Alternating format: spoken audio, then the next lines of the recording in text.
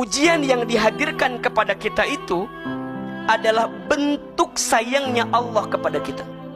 Maka pertanyaannya, kok bisa bilang ujian itu adalah pesan cinta dari Allah? Iya, padahal boleh jadi di balik ujian itu ada pesan cintanya Allah, datangnya lewat ujian. Nah pertanyaannya, apa kabar gembira bagi mereka yang sedang diuji? 5 kabar bahagia untuk yang sedang diuji.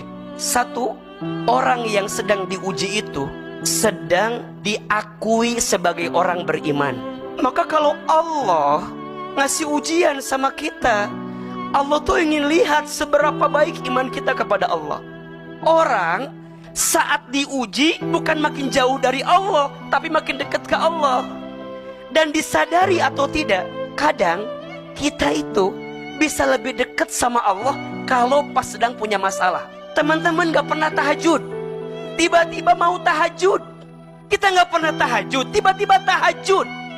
Bukankah ada hikmah di balik masalah? Waktu kerjanya lancar, jauh dari Allah.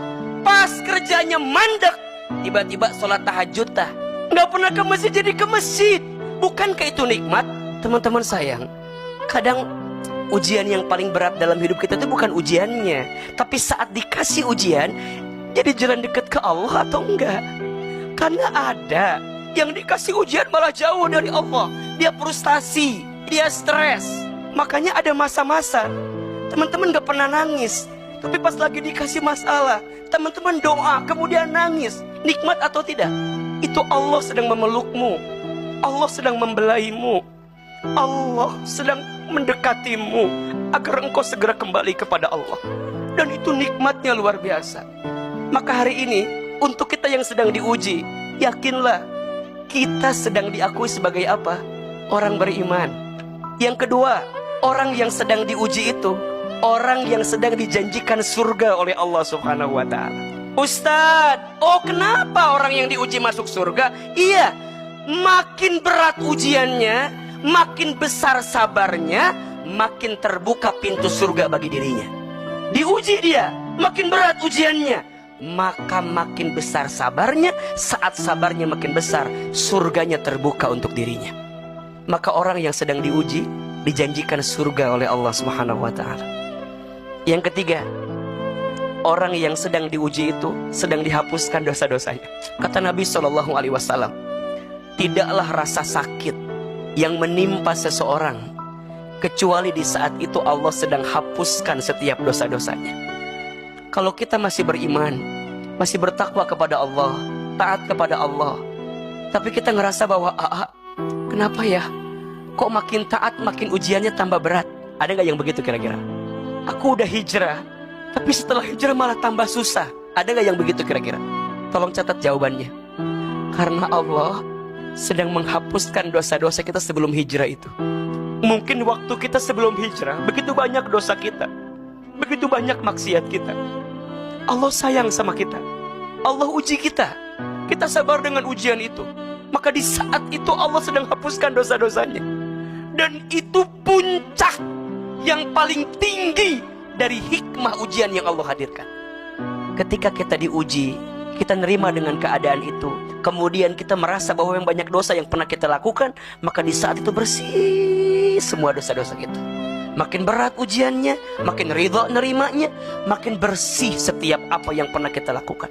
Dan itu puncak keberhasilan dari setiap ujian yang kita hadapi. Maka bergembiralah yang sedang diuji, karena engkau sedang dihapuskan dosa-dosanya oleh Allah Subhanahu wa ta'ala. Yang keempat, orang yang sedang diuji itu orang yang sedang diangkat derajatnya. Tapi dalam kacamata dunia, kok kita jadi tambah rendah, tambah jatuh? Mohon maaf, di mata dunia mungkin engkau terlihat rendah, tapi dalam pandangan Allah engkau dimuliakan karena ujian yang engkau dapatkan dalam hidup. Maka teman-teman sayang, jangan mengukur ketika Allah memuliakan kita itu dengan aspek dunia yang Allah berikan kepada kita.